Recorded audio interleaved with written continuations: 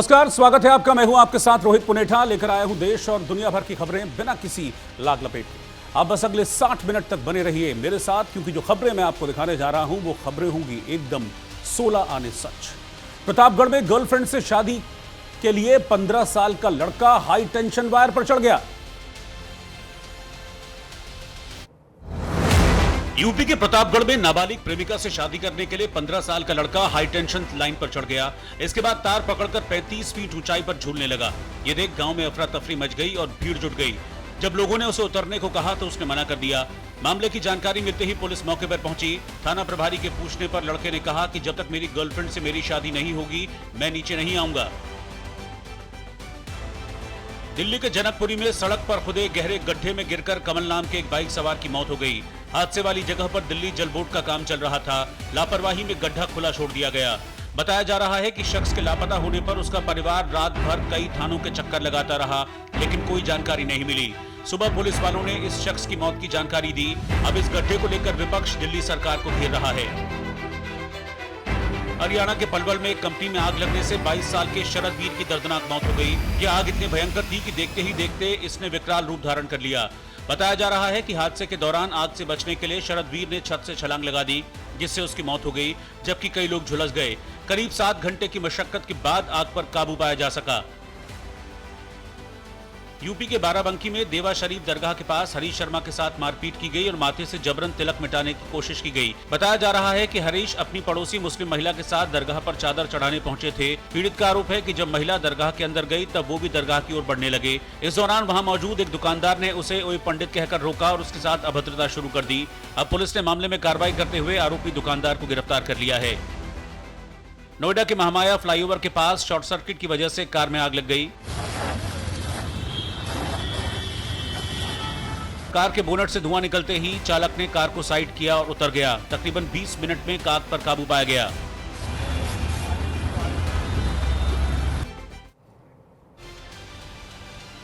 अगर मैं आपसे कहूं कि आप नकली जहरीला केमिकल वाला दूध पी रहे हैं तो क्या आप इस बात को मानेंगे?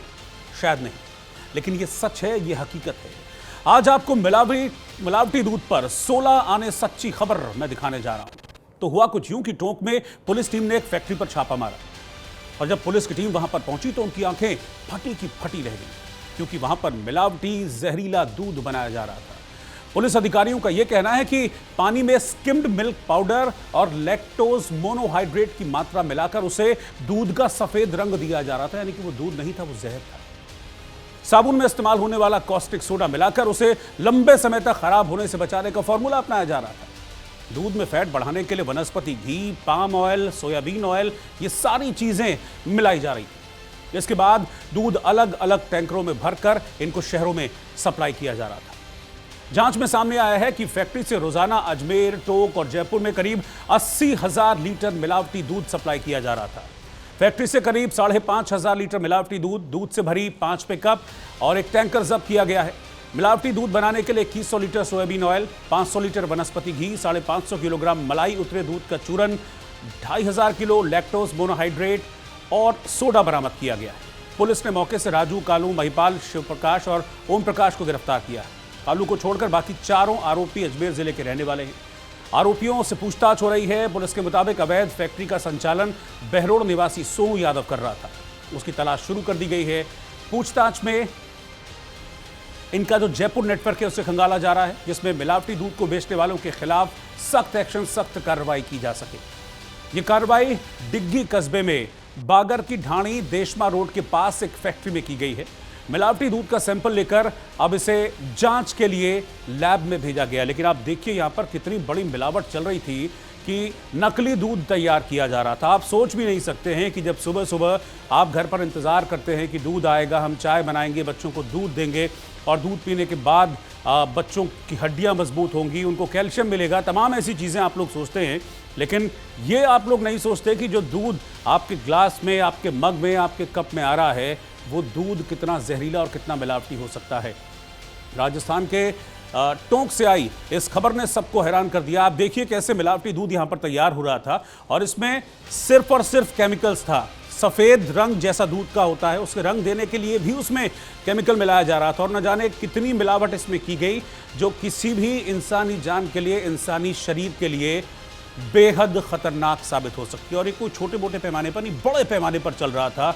हजारों लीटर नकली दूध यहां से जिस वक्त छापेमारी की गई वो बरामद किया गया। वो तो इनकी चार ही है, इसमें दो तरह के तो ये कट्टे हैं और दो तरह के मोटे मोटे ओरिजिनल दूध है। ये क्या है? ओरिजिनल दूध। इसको पानी मिला के हटा हटा हटा बहुत है।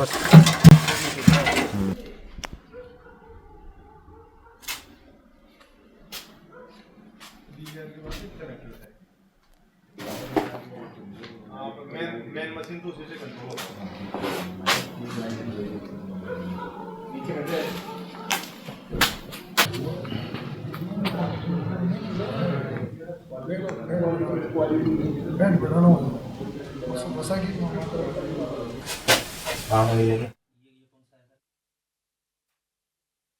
श्रीमान जिला पुलिस अधीक्षक टोंक के निर्देशन में मिलावटी दूध के खिलाफ प्रभावी कार्रवाई की गई है। डीएसटी टीम जिला टोंक एवं पुलिस थाना डिग्गी की टीम ने संयुक्त रूप से कस्बा डीग में कार्रवाई करते हुए दूध में मिलावट करने वाले एक बड़े गिरोह का पर्दाफाश किया है। इस कार्रवाई के दौरान 5,500 लीटर मिलावटी दूध, 2,100 लीटर सोयाबीन ऑयल, 500 लीटर वनस्पति घी, 3,000 किलो दूध पाउडर, 105 किलो कास्टिक सोडा एवं 6 पिकअप वाहन जब्त किए गए हैं। ये जो पिकअप वाहन जब्त किए गए हैं उनमें 2 में मिलावटी दूध था तथा जो अन्य 4 वाहन थे उसमें दूध में मिलावट की जाने वाली सामग्री थी जिनके परिवहन में ये वाहन प्रयोग में लाए। इस मामले में कार्रवाई की है, एक्शन लिया है और पुलिस ने बताया कि कितना नकली माल यहां से बरामद किया गया। वो नकली माल जो कि आपके स्वास्थ्य के लिए कितना खतरनाक साबित हो सकता है। मिलावट की जा रही थी वहां पर, नकली पाम ऑयल, न जाने क्या क्या चीज़ें वहां पर मिलाई जा रही थी जो कि किसी भी इंसानी ज़िंदगी के लिए, इंसानी शरीर के लिए बेहद खतरनाक हो सकती है। सपना शर्मा हमारी संवाददाता जयपुर से इस खबर पर हमारे साथ लाइव जुड़ रही हैं। सपना, इतने बड़े पैमाने पर यह धांधली चल रही थी, 2, 4, 5 लीटर नहीं, 80,000 लीटर नकली दूध यहां से बरामद किया गया है। बिल्कुल 80,000 नकली दूध, और इसमें चौंकाने वाली बात यह है कि राजधानी तक सप्लाई हो रहा है, जयपुर तक, जयपुर, अलवर और आसपास के राजधानी से जितने भी सटे हुए जिले हैं वहां तक सप्लाई हो रहा है। राजेश मीणा जो है अधीक्षक हैं, उनके निर्देशन पर इस कार्रवाई को किया गया। 1 हफ्ते पहले उनके पास सूचना है, पुलिस के पास जो सूत्र होते हैं गुप्त, उनके आधार पर, तो उसके बाद में उन्होंने दिन तय किया, इसीलिए रात को छापेमारी की गई ताकि आरोपी जो है सतर्क ना हो। जब वहां गए तो प्रशासन ने देखा दृश्य, तो खैर हम भी दिखाई रहे हैं, 80,000 पर डे सप्लाई होता है, लगभग 5,500 मिलावटी दूध जो है वहां प्रशासन ने पकड़ा है, उसकी छापेमारी करी। इसके अलावा कास्टिक सोडा, सोयाबीन तेल की डिब्बियां, शीशियां, ये सब वहां पर मिली, और भी ऐसे केमिकल जो शरीर के लिए घातक हो सकते हैं। दूध का पूरा नेचुरल जो उसके तत्व होते हैं उनको मार ही देते हैं, और ये आम जनता तक बाकायदा पूरे सिस्टमेटिक ढंग से पहुंचाया जा रहा था। और ये सूचना जब पुलिस को मिली तो पुलिस ने बड़ी सतर्कता पूर्वक इस छापेमारी को अंजाम दिया है, और दृश्य जो है अभी अपने सामने है। ये तो बहुत बड़ा नेटवर्क जान पड़ता है सपना, और आप समझिए कि दूध मतलब एक एसेंशियल पार्ट है हमारे जीवन का। सुबह आंख खुलती है, बच्चों को स्कूल जाना है, कुछ दे ना दे भाई 1 कप दूध दे दो बच्चे को, फिर उसके बाद अपना होता तैयारी, भाई चाय बना लो, चाय के लिए भी दूध चाहिए। मतलब ये तो इन लोगों को मारने का फैक्ट्री थी, ये नकली दूध की फैक्ट्री नहीं थी, ये तो किलिंग मशीन लगाई हुई थी इन्होंने यहाँ पर। रोहित, यही तो इस समाज की, इस देश की, इन सरकारों की यही तो विडंबना है। जब तस्वीरें सामने आती हैं तो बहुत सारे प्रश्न आते हैं, फिर उस पर कार्रवाई, और ये पहली बार नहीं हुआ है, बहुत सारी तस्वीरें निकली हैं राजस्थान से इस तरह की। पूर्वी हिस्से में भी, जहां मेरी पैदाइश है, वहां 2016 की बात है, मुझे ठीक से याद है। हाँ। मैं कॉलेज में पढ़ती थी तब, वहां पर तेल पकड़ा गया मिलावटी, उसके बाद में कार्रवाई हुई, और वही जो चलता है कि सिस्टम में एक बार आती है, फिर कागजों पर दर्ज कर दिया जाता है मामला, और फिर कोर्ट में वो चलता रहता है। सवाल ये है कि आप देखिए कि ये टोंक राजधानी से कितना 60 किलोमीटर बाकायदा दूर पड़ता होगा, बिल्कुल पास में, और राजधानी तक इसको सप्लाई किया जा रहा है। और इसको लेकर अभी जैसे हमने टोंक पुलिस से जब मैंने बात की तो वो कह रहे थे कि मैडम 1 हफ्ते पहले सूचना आई। तो इतने टाइम से ये पूरा जो फैक्ट्री वहां पर चल रही है, क्या प्रशासन भी कर क्या रहा था? मतलब आपको अभी सूचना, इससे पहले भी तो जांच हो सकती थी, पहले भी तो जांच टटोल के अपना जो इलाका है जहां पर आप नियुक्त किए गए हैं वहां देख तो सकते हैं कि चल क्या रहा है आसपास। लेकिन ठीक है, अभी दृश्य जब सामने आ जाते हैं, कोई और दबाव भी हो सकता है राजनीतिक, और आपस में व्यक्तिगत कुछ दुश्मनियां होती हैं, तो चलिए अब ये इनका काम नहीं बन रहा तो इनको पकड़वा देते हैं। ये बहुत सारे इस तरह के सवाल बनते हैं। ये तो मैं बीइंग अ जर्नलिस्ट इस चीज को देख रही हूँ, लेकिन सामाजिक दृष्टिकोण से अगर हम देखें रोहित, तो आप अभी कह रहे थे ना कि दूध सबसे नेचुरल है। मतलब दूध तो हमारे पोषक तत्वों में हमारी संस्कृति का एक हिस्सा रहा है कि माए, अभी मैं थकी आ रही, पूरे दिन काम करके आई, मेरी माँ मुझे 1 गिलास दूध ही देती है। अब आप सोचिए वो दूध जिसमें माँ का वात्सल्य भी है, उसका विश्वास भी है, उसमें भी मिलावट आई, तो वाकई ये चौंकाने वाली तस्वीरें सामने आई। बिल्कुल, लेकिन न्यूज इंडिया ने भी ठाना कि ऐसे मिलावटखोरों को हम छोड़ेंगे नहीं, इन पर सख्त एक्शन होना चाहिए और ऐसी चीजें और भी हम एक्सपोज करते रहेंगे। बहुत बहुत शुक्रिया सपना आपका साथ में जुड़ने के लिए। आईसीसी अंडर-19 विश्व कप के फाइनल में टीम इंडिया के ओपनर बल्लेबाज वैभव सूर्यवंशी ने कमाल कर दिया। धुआंधार बल्लेबाजी की और सनसनी मचा दी। वैभव सूर्यवंशी ने टीम इंडिया के लिए फाइनल में 80 गेंदों पर 175 रनों की शानदार विस्फोटक पारी खेली है। अपनी इस पारी में वैभव ने 15 चौके और 15 छक्के लगाए हैं। आईसीसी इवेंट के फाइनल में वैभव की इस पारी की तुलना अब भारत के महान क्रिकेटर कपिल देव से लोग कर रहे हैं। कपिल देव ने भी साल 1983 में खेले गए वनडे विश्व कप में ऐसी ही एक पारी खेली थी। हालांकि उस समय वनडे फॉर्मेट 60 ओवर का खेला जाता था, लेकिन जिन हालातों में कपिल देव ने टीम इंडिया के लिए वो रन बनाए थे, वो ऐतिहासिक पारी खेली थी, वो किसी चमत्कार से कम नहीं था। कपिल देव की ये पारी जिम्बाब्वे के खिलाफ उस वक्त सामने आई थी जब टीम इंडिया ने सिर्फ 17 रनों के स्कोर पर अपने 5 विकेट गंवा दिए। 43 साल पहले कपिल देव ने जब टीम इंडिया के लिए 175 रन बनाए थे, तब मैच में परिस्थितियां भी बहुत खराब थी।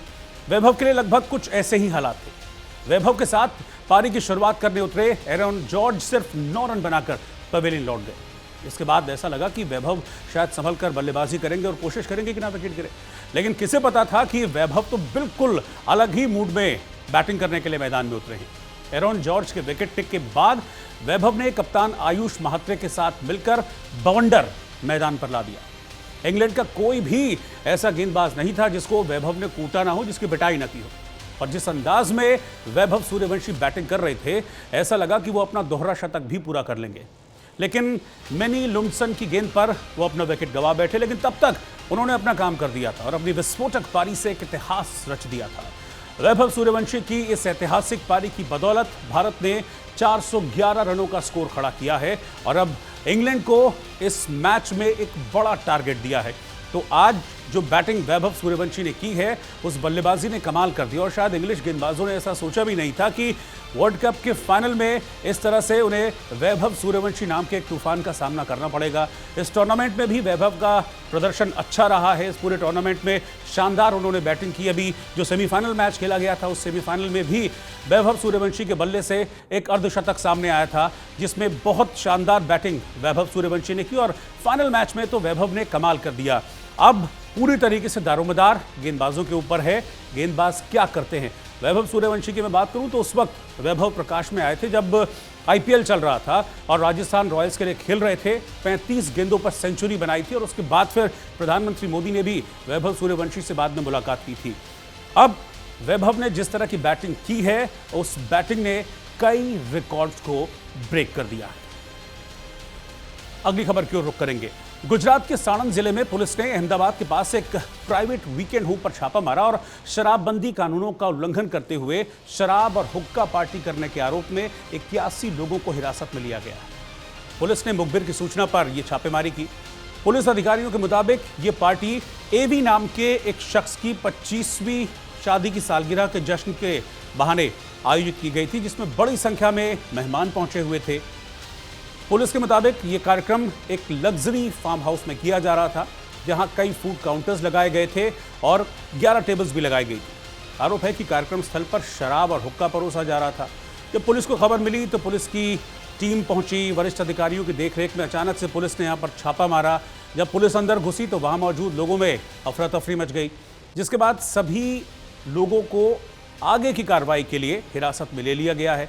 कुल 81 लोगों को पुलिस ने हिरासत में लिया है, जिनमें 43 पुरुष और 38 महिलाएं शामिल हैं। हिरासत में लिए गए लोगों में कई अमीर और प्रभावशाली परिवारों के लोग बताए जा रहे हैं। इस ऑपरेशन के दौरान पुलिस ने परिसर से 8 सीलबंद शराब की बोतलें, 7 आधी भरी शराब की बोतलें, 3 खाली बोतलें और भी आपत्तिजनक सामान बरामद किया है।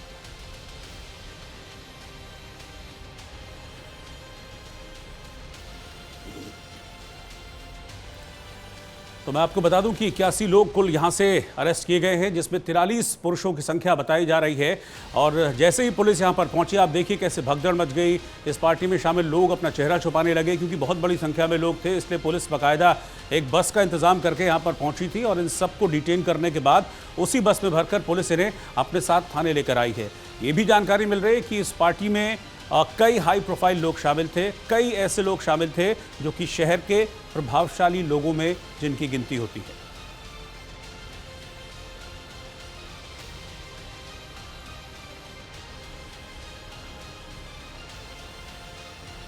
मिर्जापुर, लखनऊ और अमरोहा के बाद अब उत्तर प्रदेश की बस्ती में लव जिहाद का खुलासा हुआ है।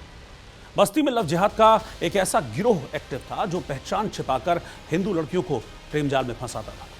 इसके बाद उनके आपत्तिजनक वीडियो बनाकर उन्हें धर्मांतरण के लिए, यानी कि धर्म बदलने के लिए मजबूर करता था। इतना ही नहीं, मुख्य आरोपी जो AIMIM का नेता है, उस पर आरोप है कि हिंदू लड़कियों की अश्लील वीडियो उसने बनाए और उन्हें विदेश में बेचा। कई लड़कियों को उसने जबरन देह व्यापार में धकेला। हालांकि मामला सामने आते ही पुलिस एक्टिव हुई, आरोपी को गिरफ्तार कर लिया गया। और कितनी लड़कियों को इस गिरोह ने साजिश के जाल में फंसाया, इसकी पुष्टि भी जांच में हो गई। इससे पहले उत्तर प्रदेश के मिर्जापुर, लखनऊ, अमरोहा में भी लव जिहाद की साजिशों के खुलासे हो चुके हैं। सवाल है कि क्या इसके पीछे कोई बहुत बड़ा नेटवर्क, कोई बहुत बड़ा गिरोह काम कर रहा है? क्या साजिश के तहत हिंदू लड़कियों को टारगेट किया जा रहा है? ये रिपोर्ट देखिए।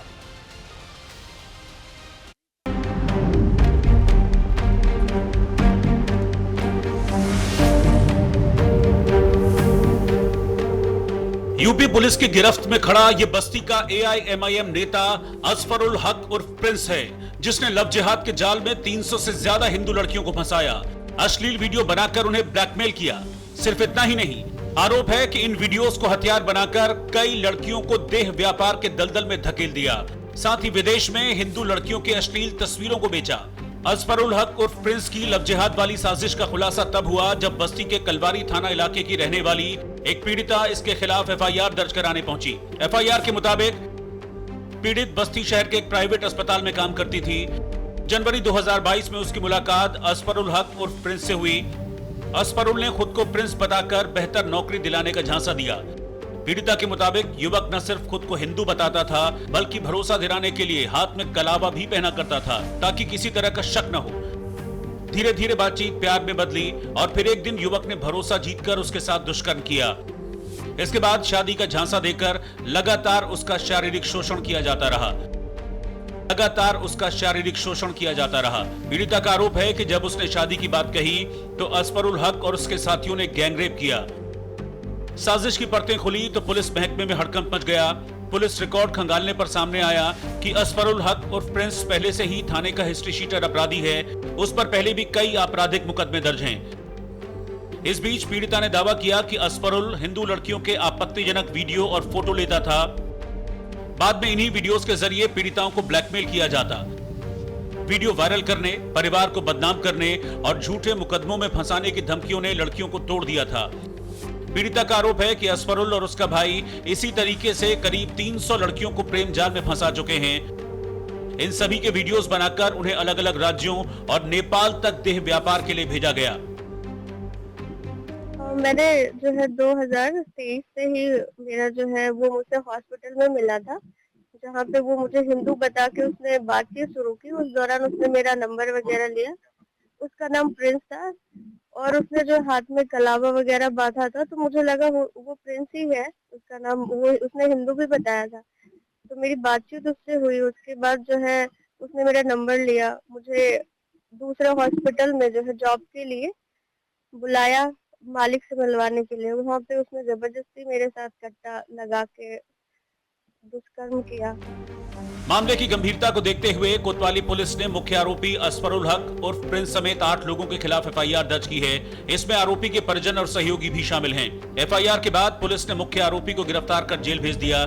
इसके साथ ही बस्ती पुलिस पीड़िता के बयान, डिजिटल सबूतों और कॉल डिटेल्स के आधार पर असफरुल हक के नेटवर्क की कड़ियां जोड़ने में लगी है। चूंकि उन्होंने कहा है कि उनके संपर्क में भी कुछ लोग इस तरह के हैं जिनके साथ धर्मांतरण जैसी बात की गई है, तो उनसे भी पुलिस द्वारा, आईओ द्वारा, हम लोगों द्वारा बात की जा रही है कि इस संबंध में आप हम लोग को साक्ष्य प्रोवाइड करें, ताकि उन साक्ष्यों को भी हम लोग शामिल करके इसमें अग्रेतर कार्रवाई कर सकें। इनके पूर्व में भी कुछ मुकदमे इनके ऊपर दर्ज हैं और ये जो महिला पीड़िता है इसमें, इन्होंने स्वयं इसके ऊपर भी पहले एक छेड़खानी का मुकदमा लिखवा रखा था। असफरुल की गिरफ्तारी के साथ लव जिहाद के काले खेल की परतें खुलनी शुरू हो गई हैं। सूत्रों के हवाले से खबर है कि लव जिहाद की साजिश के पीछे पूरा गिरोह काम कर रहा है। इसकी आशंका इसलिए भी है क्योंकि कुछ दिनों में यूपी के अलग अलग जिलों में लव जिहाद के सिंडिकेट का खुलासा हुआ है। मिर्जापुर में जिम जाने वाली हिंदू लड़कियों को टारगेट किया जाता था। आरोपी हिंदू लड़कियों को प्रेम जाल में फंसाते, इसके बाद धर्मांतरण के लिए मजबूर करते थे। इस केस में पुलिस ने अब तक 8 आरोपियों को गिरफ्तार किया है। इसके अलावा लखनऊ के केजीएमयू में रमीज नाम के डॉक्टर पर लव जिहाद के आरोप लगे। एक महिला डॉक्टर ने रमीज पर धर्मांतरण के लिए दबाव डालने का आरोप लगाया था। कई दिनों की छापेमारी के बाद आरोपी रमीज को गिरफ्तार किया गया था। वहीं अमरोहा से भी लव जिहाद का केस सामने आया था, जहां पहचान छिपाकर शाहरुख नाम के आरोपी ने युवती को प्रेम जाल में फंसाया। इसके बाद धर्मांतरण का दबाव बढ़ाने लगा। युवती की शिकायत के बाद पुलिस ने आरोपी को गिरफ्तार कर लिया। अब सवाल है कि क्या उत्तर प्रदेश में लव जिहाद की इन घटनाओं के पीछे कोई गिरोह सक्रिय है? क्या हिंदू लड़कियों के खिलाफ बड़ी साजिश रची जा रही है? और सवाल यह भी है कि इन साजिशों का मास्टरमाइंड कौन है? Bureau report, news India. Jalandhar में आम आदमी पार्टी के नेता लकी ओब्रॉय की हमलावरों ने गोली मारकर हत्या कर दी।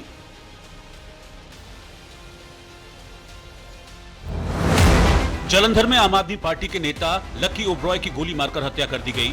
फायरिंग का सीसीटीवी फुटेज सामने आया, जिसमें दिखा कि गुरुद्वारा साहिब के बाहर अज्ञात हमलावरों ने करीब 15 से 16 राउंड फायरिंग की। फायरिंग से डरे लोग इधर उधर भागने लगे। आसपास के दुकानदारों ने दुकानें बंद कर दी। आप नेता लकी ओब्रॉय की हत्या की जिम्मेदारी शेरू गैंग ने ली है। मध्य प्रदेश के मुख्यमंत्री मोहन यादव ने हरिद्वार में योग गुरु बाबा रामदेव के साथ शीर्षासन किया। मोहन यादव हरिद्वार के पतंजलि योगपीठ पहुंचे थे। मोहन यादव ने योग को दिनचर्या का हिस्सा बनाकर स्वस्थ, संतुलित और ऊर्जावान जीवन की ओर कदम बढ़ाने के लिए कहा। उन्होंने कन्या गुरुकुल का भी दौरा किया। इतने बड़े उत्तरदायित्व में रह करके अपने पोषण कहां से सीखा? मेरठ में शराब पीकर हुड़दंग करने का विरोध करने पर 3 युवकों ने दंपति के साथ मारपीट की। शराब के नशे में युवकों ने दंपति पर हमला किया और महिलाओं के साथ मारपीट की। घटना पास में लगे सीसीटीवी कैमरे में कैद हो गई है। पीड़ित परिवार ने पुलिस को सीसीटीवी फुटेज सौंपे और आरोपियों के खिलाफ सख्त कार्रवाई की मांग की। पुलिस ने सीसीटीवी के आधार पर आरोपियों की तलाश शुरू कर दी है।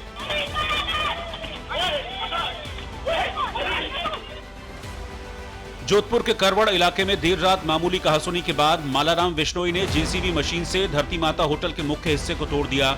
होटल परिसर में खड़े कई वाहनों को भी नुकसान पहुंचाया। सूचना पर पहुंची पुलिस ने जेसीबी जब्त कर मुख्य आरोपी को डिटेन कर लिया, जबकि 2 और आरोपियों की तलाश जारी है। छतरपुर में बीजेपी नेता ने अपने साथियों के साथ मिलकर अच्छू अहिरवार नाम के एक शख्स की पिटाई कर दी। उसे अगवा करने की कोशिश भी की गई। इतना ही नहीं, झूठा केस दर्ज कराने की धमकी दी गई। वीडियो में दिख रहा है कि आरोपी बीजेपी मछुआरा प्रकोष्ठ का जिला संयोजक आशीष रैकवार कैसे मारपीट कर रहा है। बताया गया कि पीड़ित अच्छू अहिरवार बिजावर के पास पठार तालाब का वीडियो बना रहा था। इसी दौरान विवाद शुरू हुआ और उसके साथ मारपीट की गई। पीड़ित ने आरोपियों पर कार्रवाई की मांग की है। उसने वीडियो जारी कर कहा है, मैं ग्राम एवरा से हूँ, जटाशंकर हरिजन मत्स्य उद्योग सहकारी समिति में प्रबंधक के पद पर हूँ। आशीष रैकवार और उसके साथी मेरे तालाब पर चोरी से मछली पकड़ने के लिए पहुंचे थे। मैंने उन्हें रोका तो मुझे कट्टे की धमकी देने लगे और मारपीट की। क्या कर रहे? दो मोबाइल दो।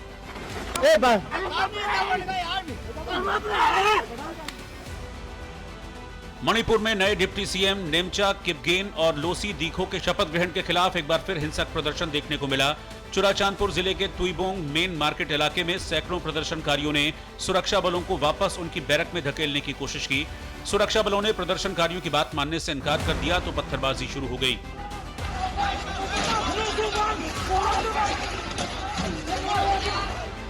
प्रदर्शनकारियों ने पत्थरबाजी की और सड़क के बीच में टायर जलाए।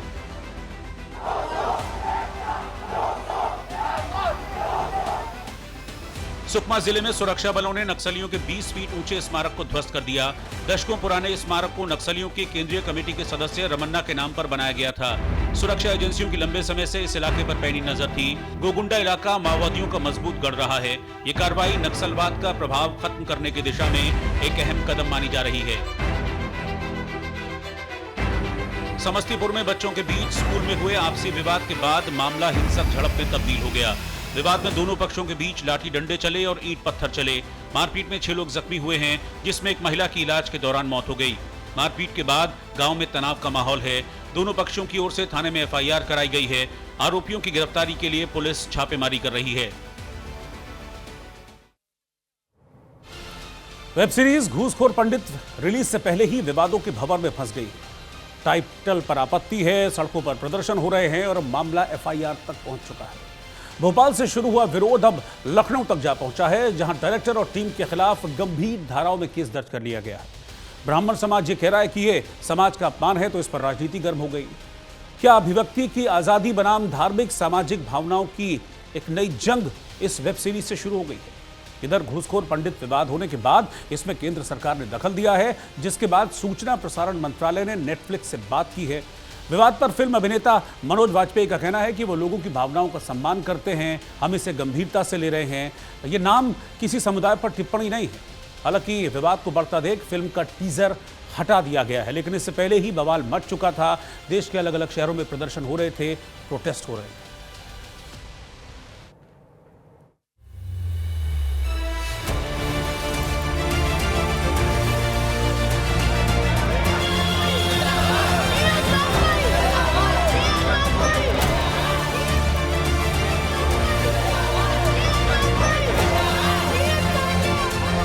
वेब सीरीज घूसखोर पंडित रिलीज से पहले ही देश भर में विवादों के घेरे में है।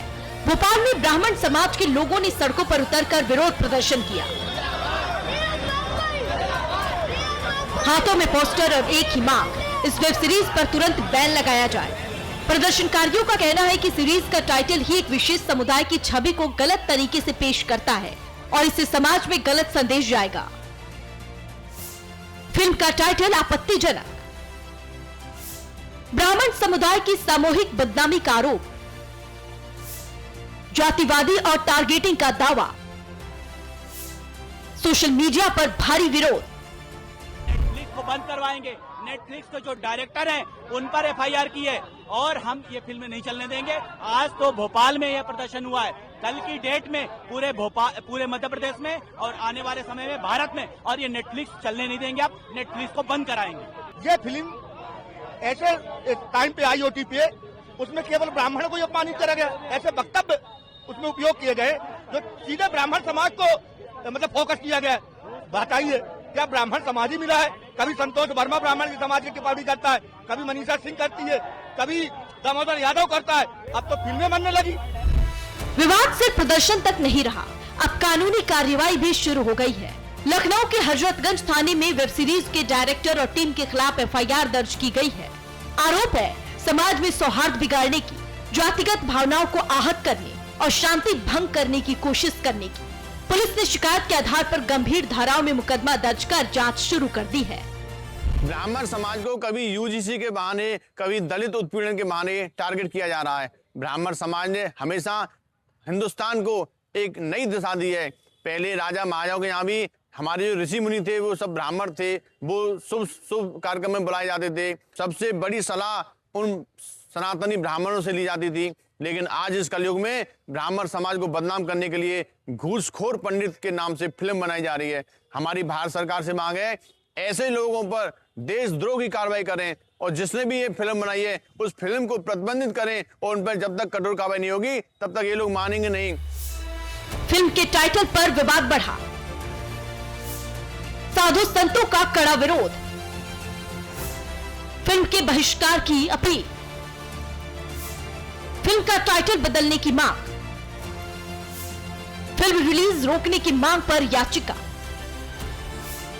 ओटीटी कंटेंट पर सवाल, बाइकॉट की अपील। अब इस विवाद ने राजनीतिक रंग भी ले लिया है। बसपा सुप्रीमो और पूर्व मुख्यमंत्री मायावती ने भी कड़ी प्रतिक्रिया दी है। उन्होंने कहा कि फिल्म का टाइटल एक जाति विशेष का अपमान है और केंद्र सरकार को तुरंत इस पर कार्रवाई करते हुए फिल्म पर प्रतिबंध लगाना चाहिए। मायावती ने कहा कि पंडित को घुसपैठिया बताकर पूरे देश में जो इनका अपमान और अनादर किया जा रहा है, जिससे समूची ब्राह्मण समाज में इस समय जबरदस्त रोष व्याप्त है, इसकी हमारी पार्टी भी कड़े शब्दों में निंदा करती है। ऐसी इस जाति सूचक फिल्म पर केंद्र सरकार को तुरंत प्रतिबंध लगाना चाहिए। बीएसपी की यही मांग है। हालांकि फिल्म की टीम की ओर से अभी तक आधिकारिक प्रतिक्रिया सामने नहीं आई है, लेकिन फिल्म इंडस्ट्री से जुड़े कुछ लोग इसे अभिव्यक्ति की आजादी से भी जोड़कर देख रहे हैं। सवाल यही है, क्या कंटेंट की आजादी के नाम पर किसी समुदाय की भावनाएं आहत की जा सकती है, या फिर विरोध और एफआईआर के दबाव में फिल्म की रिलीज पर रोक लग सकती है। फिलहाल घुसखोर पंडित रिलीज से पहले ही कानूनी और सामाजिक विवादों में फंसती दिख रही है। आने वाले दिनों में तय होगा कि ये वेब सीरीज स्क्रीन पर आएगी या विवादों की वजह से रोक दी जाएगी।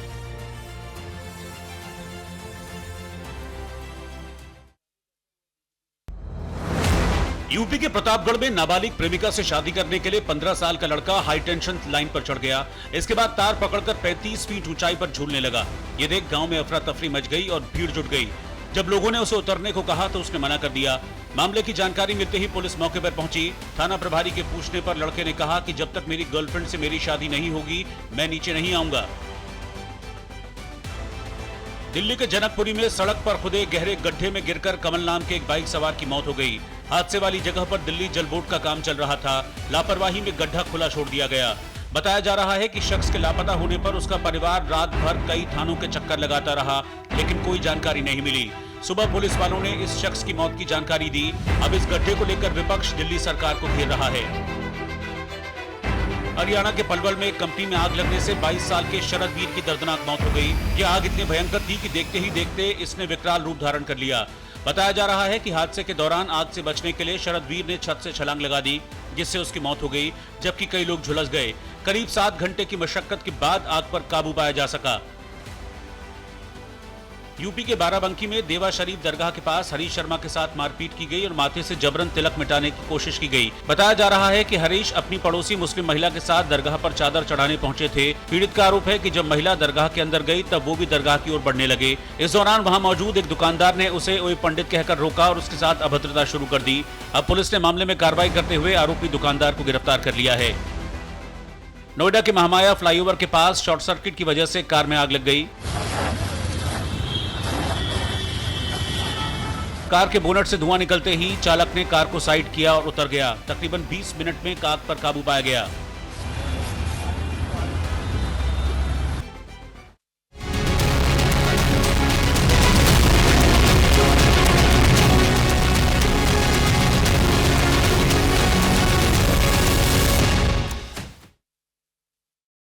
यूपी में ग्रीन मोबिलिटी को नई रफ्तार, निवेश और रोजगार के अवसर अपार। यशस्वी प्रधानमंत्री श्री नरेंद्र मोदी जी की प्रेरणा और माननीय मुख्यमंत्री योगी आदित्यनाथ जी के दृढ़ संकल्पों से उत्तर प्रदेश इलेक्ट्रिक वाहनों के विकास में अग्रणी राज्य बन चुका है। नोएडा और ग्रेटर नोएडा में ऑटो कंपोनेंट और बैटरी इकाइयों के विकास के साथ 2400 सार्वजनिक चार्जिंग स्टेशन स्थापित किए गए, जिसके परिणाम स्वरूप दिसंबर 2025 तक यूपी में लगभग 15 लाख इलेक्ट्रिक वाहन पंजीकृत हुए और वित्त वर्ष 2024-25 में यूपी में इलेक्ट्रिक वाहनों को अपनाने की दर हुई 10%। राजधानी लखनऊ में निजी क्षेत्र की भागीदारी से नया ईवी मैन्युफैक्चरिंग प्लांट शुरू हुआ है, जहां इलेक्ट्रिक बसें और छोटे कमर्शियल वाहन बनाए जाएंगे। आज हरित मार्गों पर 750 से भी ज्यादा ई बसें संचालित होती हैं और उत्तर प्रदेश इलेक्ट्रिक वाहनों के मैन्युफैक्चरिंग के वैश्विक केंद्र के रूप में स्थापित हो रहा है। हरित राहों पर बढ़ता प्रदेश, आत्मनिर्भर उत्तर प्रदेश।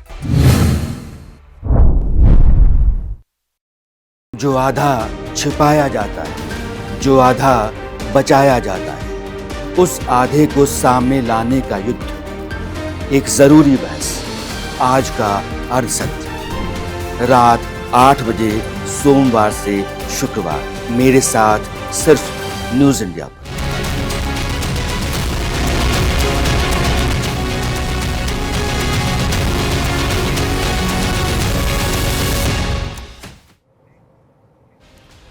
नोएडा नोएडा में पानी से भरे गड्ढे में कार गिरने से सॉफ्टवेयर इंजीनियर की मौत का मामला भी ठंडा भी नहीं हुआ था कि राजधानी दिल्ली के जनकपुरी इलाके में एक वैसा ही दर्दनाक हादसा सामने आ गया। रात का वक्त था, युवक कमल बाइक से घर लौट रहा था। रास्ता बिल्कुल सामान्य लग रहा था, लेकिन अचानक से सड़क पर मौजूद गहरे गड्ढे ने उसकी जिंदगी छीन ली। दिल्ली जल बोर्ड से जुड़े इस गड्ढे में गिरने से इस युवक की जान चली गई। यह घटना सिर्फ एक हादसा नहीं है, बल्कि सिस्टम की गंभीर लापरवाही की ओर इशारा कर रहा है।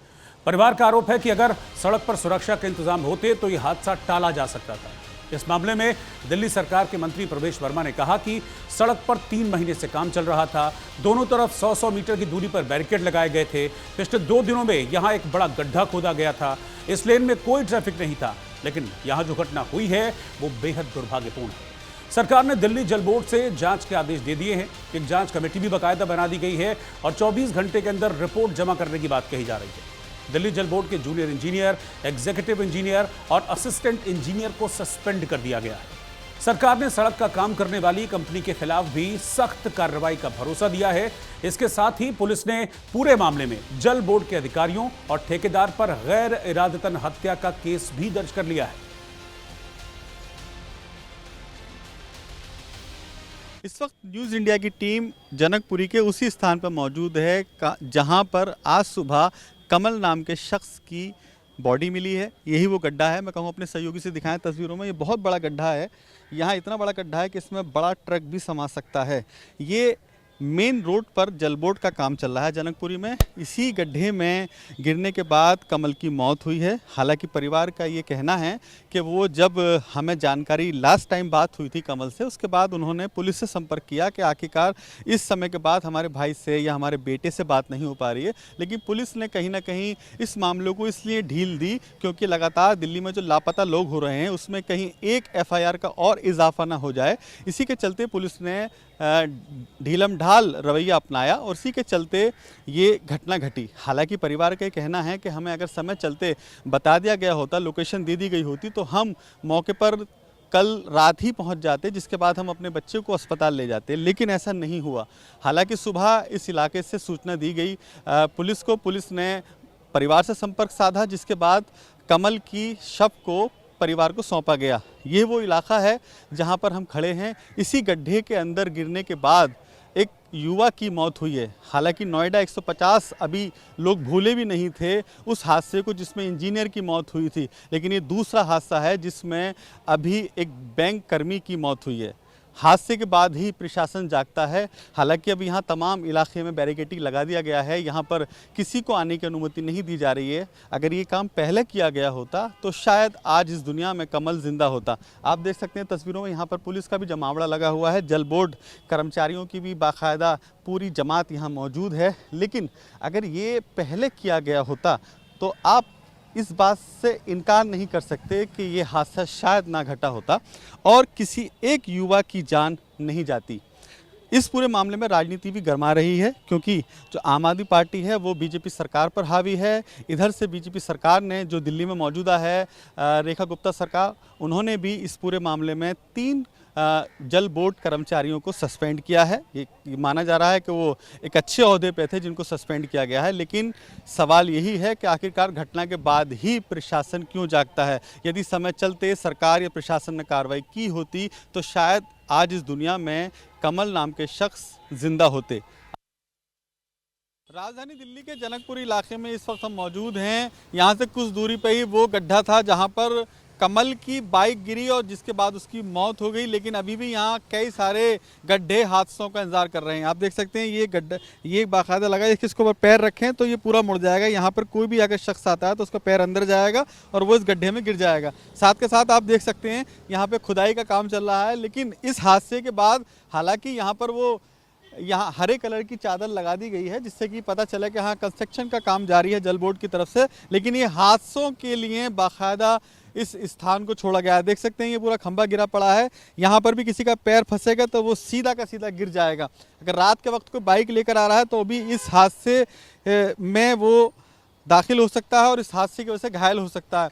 ये वो इलाका है जनकपुरी जहां पर जल बोर्ड की तरफ से लगातार काम जारी है। ये दावा किया जा रहा है कि इस इलाके को बेहतर किया जा रहा है, लेकिन बेहतर किया जाता है जब सरकार की तरफ से कोई योजना लागू की जाती है तो उसमें सबसे पहले वहां के नागरिकों की सुरक्षा का बाखूबी इंतजार किया जाता है, इंतजाम किया जाता है, लेकिन ऐसा यहाँ नहीं किया गया। इसी के कारण यहाँ पर एक नौजवान की मौत हो गई। लेकिन अभी भी आप देख सकते हैं यहाँ कई सारे हादसे इंतजार कर रहे हैं।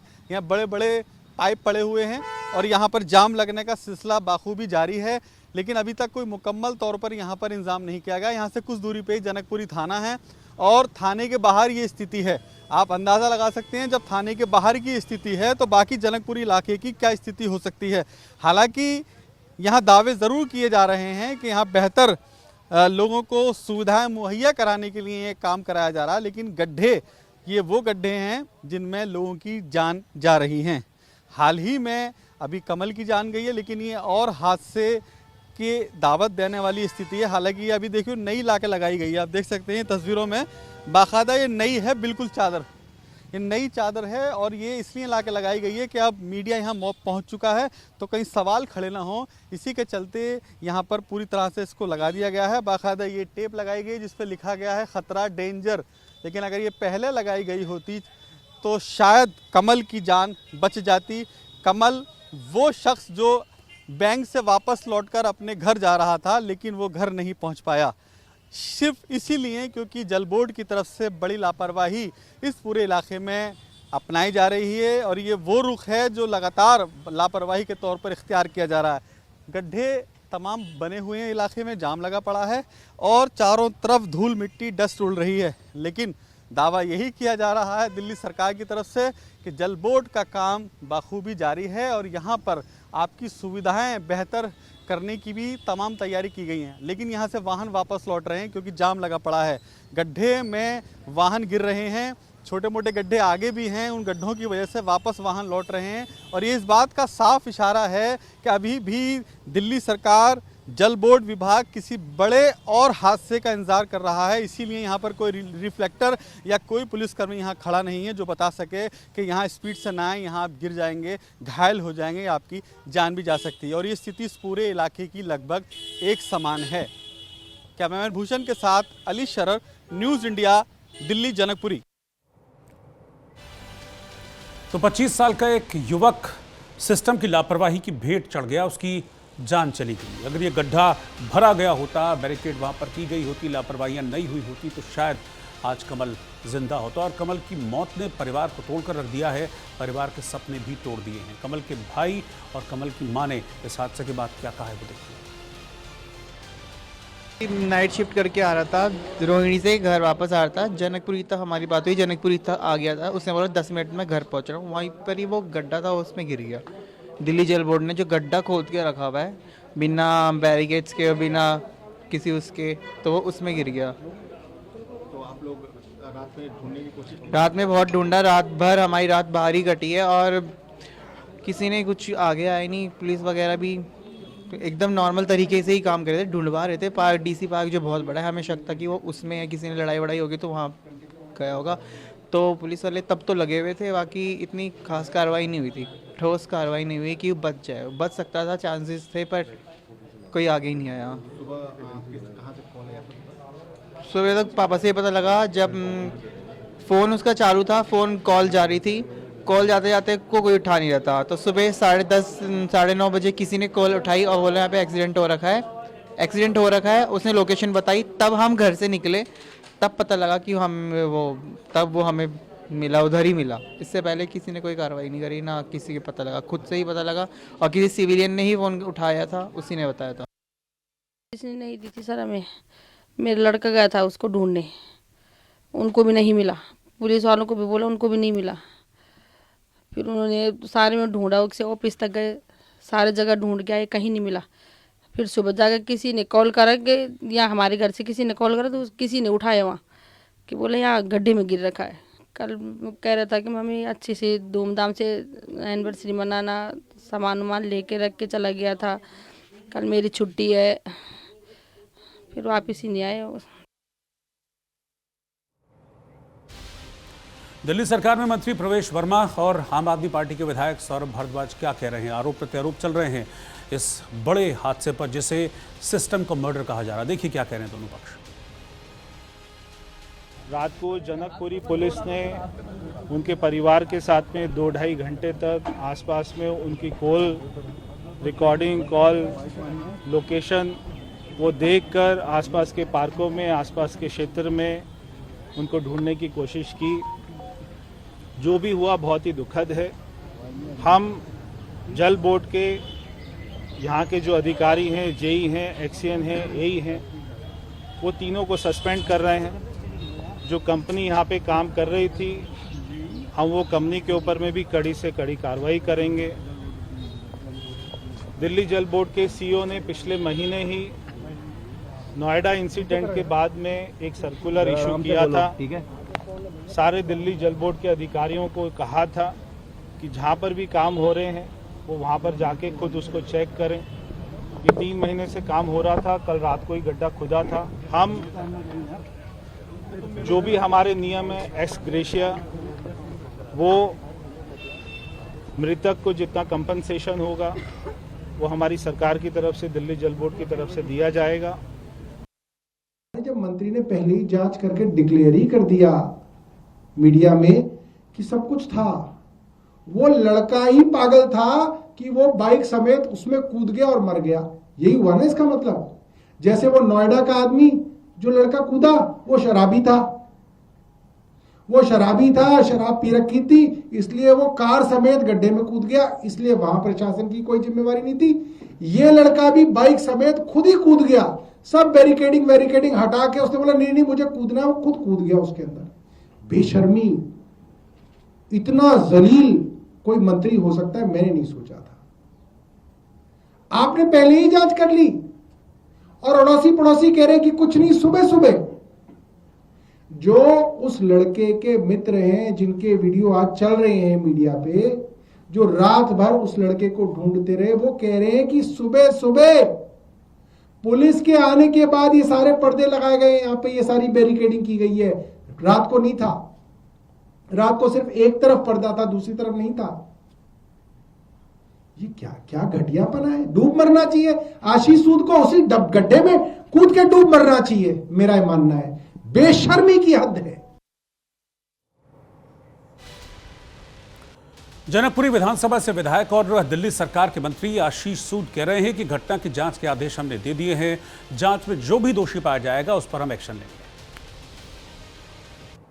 8:30-9 बजे के करीब हादसे की जानकारी मिली। अभी तक की जानकारी के मुताबिक जितनी सावधानियां लेनी उधर तक ली गई है, मगर मैंने तुरंत जल बोर्ड का जो ये काम चल रहा है इसकी सभी सावधानियों की जानकारी लेने का और उसकी जांच करने का निर्देश दिया है। अगर किसी की कोई कमी पाई जाएगी तो उसको बख्शा नहीं जाएगा। खेजड़ी बचाने के लिए बीकानेर से शुरू हुआ आंदोलन हनुमानगढ़, श्रीगंगानगर और जालौर तक पहुंच गया है। इन जिलों में लोगों की ओर से धरने दिए जा रहे हैं। खेजड़ी बचाने के लिए राजस्थान के कई जिलों में धरने महापड़ाव चल रहे हैं। बीकानेर महापड़ाव में आमरण अनशन पर बैठी विश्नोई समाज की माताओं बहनों को संतों ने जल पिलाकर अनशन तुड़वाया, लेकिन विवाद है कि थमने का नाम नहीं ले रहा है।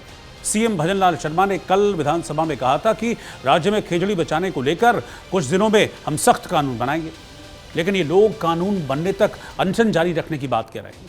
दरअसल कुछ विकास परियोजनाओं, खासकर सोलर प्लांट्स और बाकी बड़े प्रोजेक्ट्स के लिए भूमि तैयार करने के नाम पर खेजड़ी के पेड़ों को बड़े पैमाने पर काटा जा रहा था। पर्यावरण प्रेमियों और स्थानीय समाज का मानना है कि खेजड़ी थार रेगिस्तान में जल संरक्षण और पारंपरिक जीवन का अहम हिस्सा है। इसी बीच सरकार द्वारा पेड़ों की कटाई पर रोक लगाने के लिए केवल बीकानेर और जोधपुर संभाग में रोक लगाई गई, लेकिन प्रदर्शनकारी ये चाहते हैं कि पूरे राजस्थान में खेजड़ी की कटाई पर पक्का कानून सरकार बनाए।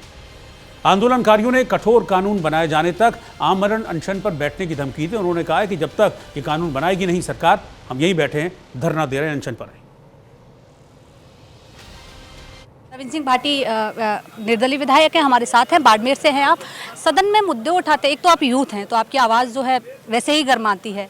खेजड़ी का मुद्दा बिल्कुल ज़मीन से जुड़ा हुआ मुद्दा उठा के क्या मतलब, चूँकि विपक्ष ये कह रहा है कि हालांकि अभी तो समर्थन मिल रहा है, लेकिन इससे पहले इस तरह के जब मुद्दे उठते थे तो वो कहते थे कि ये राजनीतिक टिपिकल जगह बनाने के लिए, क्या कहेंगे इस पर? देखिए, मैं कहना चाहूँगा कि मैं ग्रामीण परिवेश से आता हूँ और गांव में ना मारो लालन पालन हुआ है। मैं खेजड़ी ना थरी जो अपने संपदा है वो ना बहुत नजदीक में देखी। हमारे मोटा मंदिर को निवे, हमारे खेजड़ी ना पूजा करे। आप जब आस्था रो प्रतीक है, 56 रो अकाल पड़ियो वो टाइम जितना भी बड़े रहा वहाँ लोग खेजड़ी री छाड़ ना पीस आप पेट भरिया, तो ए कल्प वृक्ष है ये और जाहिर सी बात है राज्य वृक्ष होने नाते अपनी जिम्मेदारी भी बने। आज में थोड़ा दिन पहले जब दिल्ली रे मीना पॉल्यूशन बढ़ियो, जब सब लोग कहता AQI, आज जब लाखारी संख्या मीना पेड़ कटे, खेजड़ी जेड़ा दुर्लभ पेड़ और माँ अमृता देवी री जगह और जम्बेश्वर भगवान रे ये धरती रे माथे जब ये तरीके मीना पेड़ कटे और उर बाद रे मीना अगर नहीं बोलना पे तो मना लागे कि बहुत बड़ो पाप अपने हाथ में होने जा रही। और इसी के साथ 16 आने सच में आज के लिए फिलहाल इतना ही। बाकी की खबरों के लिए आप लगातार बने रहिए न्यूज़ इंडिया के साथ। मुझे इस वक्त इजाजत दीजिए। नमस्कार।